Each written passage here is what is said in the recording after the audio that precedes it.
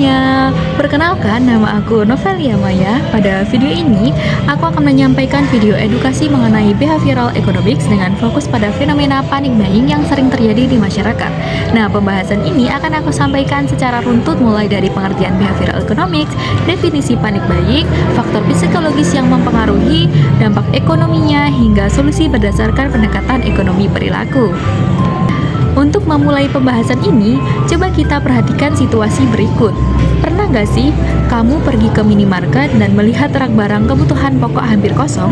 Padahal awalnya kamu hanya berniat membeli satu barang. Tapi karena melihat kondisi tersebut, muncullah dorongan untuk membeli lebih banyak dari yang dibutuhkan.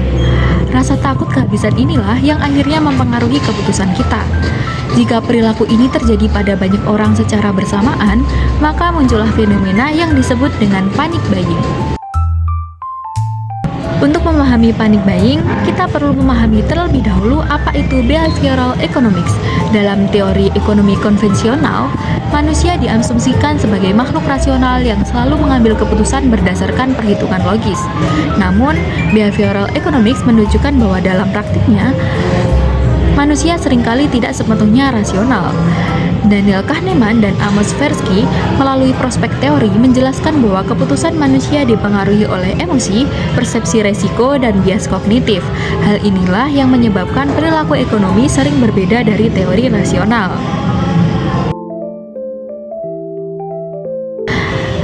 Panic buying adalah perilaku membeli barang dalam jumlah berlebihan yang dipicu oleh rasa takut terhadap kelangkaan atau kenaikan harga. Dalam konteks ekonomi, panic buying menyebabkan lonjakan permintaan yang tidak didorong oleh kebutuhan real, melainkan oleh persepsi dan ketakutan. Fenomena ini pernah terjadi pada berbagai komoditas, salah satunya minyak goreng, di mana lonjakan pembelian justru memperparah kelangkaan di pasar. Salah satu bias utama dalam behavioral economics yang menjelaskan fenomena panic buying adalah loss aversion. Menurut Kahneman dan Tversky, manusia merasakan kerugian sekitar 2 kali lebih kuat dibandingkan keuntungan dengan nilai yang sama. Dalam situasi panic buying, masyarakat lebih terdorong oleh rasa takut kehilangan kesempatan membeli barang dengan harga normal, sehingga cenderung membeli lebih banyak sebagai bentuk menghindari kerugian. Dalam konteks panic buying, masyarakat tidak hanya berpikir tentang kebutuhan saat ini, tetapi juga membayangkan kemungkinan terburuk di masa depan, seperti harga yang akan naik atau barang yang tidak tersedia.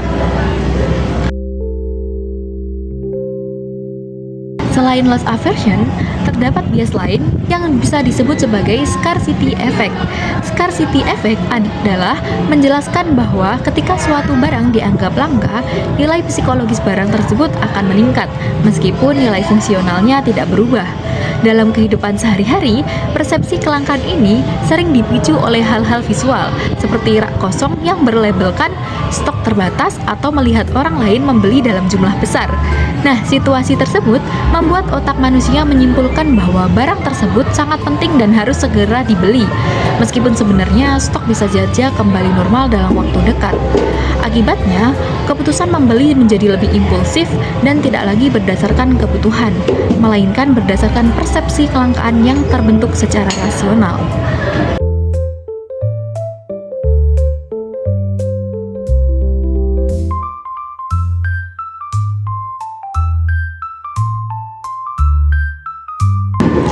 Panic buying menimbulkan berbagai dampak terhadap perekonomian.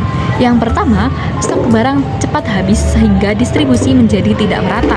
Yang kedua, lonjakan permintaan dapat menyebabkan kenaikan harga atau demand pull inflation. Yang ketiga, masyarakat berpenghasilan rendah menjadi kelompok yang paling terdampak karena keterbatasan daya beli. Nah, dalam jangka panjang, panic buying juga dapat mengganggu stabilitas pasar. Pendekatan behavioral economics tidak hanya membantu menjelaskan penyebab panic buying, tetapi juga dapat digunakan sebagai dasar dalam merancang solusi. Solusi yang pertama yaitu transparansi informasi, yaitu memberikan informasi yang jelas dan konsisten mengenai ketersediaan stok barang. Yang kedua yaitu framing positif dalam komunikasi publik.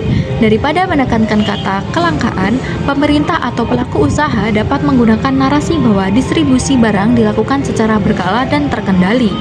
Solusi yang ketiga yaitu pembatasan pembelian yang bertujuan mencegah pembelian berlebihan, dan memastikan pemerataan distribusi barang. Yang keempat adalah nudging, atau yang disebut dorongan halus yang mempengaruhi perilaku tanpa paksaan, seperti pengingat untuk membeli sesuatu atau membeli sesuai kebutuhan dan pembatasan dari jumlah barang dalam satu transaksi. Pendekatan ini dinilai efektif karena bekerja sesuai dengan cara manusia mengambil keputusan dalam kondisi ketidakpastian. Sebagai kesimpulan, panic buying bukan hanya disebabkan oleh kelangkaan barang, tetapi juga oleh cara manusia memproses informasi dan risiko.